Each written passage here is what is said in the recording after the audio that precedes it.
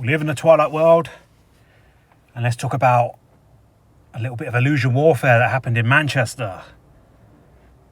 And yeah, man, this is quite an interesting one.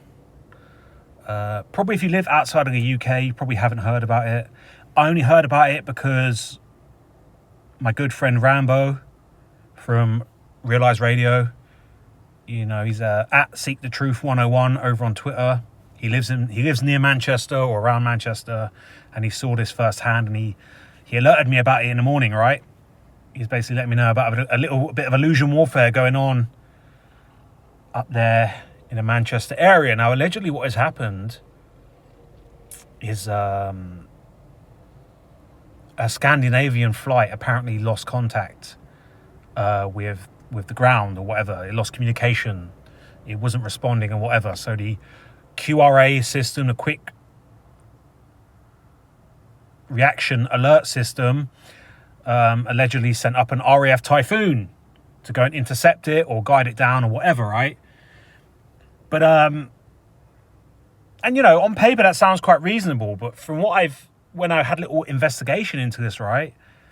If you went over on social media, you'll see nothing but people kind of filming this Typhoon basically just flying around doing loop-de-loops and shit over in Manchester. Okay, I don't think it was doing loop-de-loops, but it was just whizzing around Manchester, okay? And people were telling me that it was fully armed to the teeth. It had all the fucking missiles and shit on the bottom, right? Now, I don't know what actually happened. Maybe this is just a genuine kind of thing. But let's, for the sake of my content and my area of work, illusion warfare, let's go down that road and that kind of speculation. This, in my opinion, was done deliberately to catch people's attention.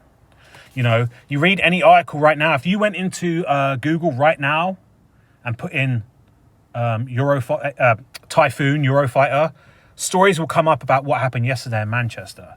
And obviously the first thing I read here is insanely loud. Yet again, they wanted to grab people's attention. They wanted everyone to film it. This is the key thing about illusion warfare, is that they want you to experience it.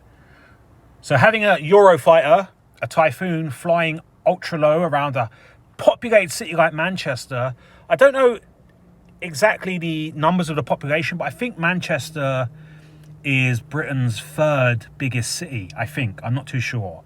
They call Birmingham Britain's second city. Obviously, London's the most populated. I'm pretty sure Birmingham is second. I'm pretty sure Manchester is third. Don't quote me on that. But anyway, Manchester is a very, very big place. It was actually the poorest place in Europe not that long ago. I think it's moved down to the third poorest place in Europe right now. Anyway, busy place, lots of people there, and this is just whizzing around above them, right? And of course, naturally, we live in a day and age where everyone has to film it, what we call TikTok warfare, and that's what happens. Extremely loud. People go out and say, what the fuck is that? They see this Typhoon flying around, they all film it, and they all go and put it on social media. And of course, we know now what they're saying it is, but before that, people were speculating, right? Fear of the mind takes over, and there's nothing but speculation and theory flooding the internet. People think the Russians are attacking, the Chinese are attacking. I'm sure the Q people will think this is the White Hats doing some sort of Patriots in control thing, and so on and so on. So for me, this is a very good example, a very tiny mini example of how illusion warfare works. Theatrics out in the street, or in this case, up above you in the sky theatrics. People can film it. You know, they're experiencing it. Sight, sound. You probably couldn't taste it in this one, but you could definitely hear it and see it. They go and film it, put it on social media, and so on and so on. It's a good test run of illusion warfare being used in the UK. See, I've always said that when it comes to the UK, completely different situation from Ukraine. Yeah? Ukraine is twice the size of the UK with what? 30% of the population. The UK is a tiny island with a massive population. It's going to be very, very hard to hoax a war inside the UK. You can get away with hoaxing a war in places like Ukraine, where most of the the country is kind of deserted or ex-Soviet Union kind of wasteland. No one lives there, no one cares. You can do what you want. You can basically designate some old Soviet town or village a war zone. You can blow the shit out of it. It doesn't matter. No one lives there. No one's ever going to go there. You can't do that kind of stuff in the UK. I think with the UK, they're always going to focus more on terrorism and crime and stuff like that. Stuff that's very kind of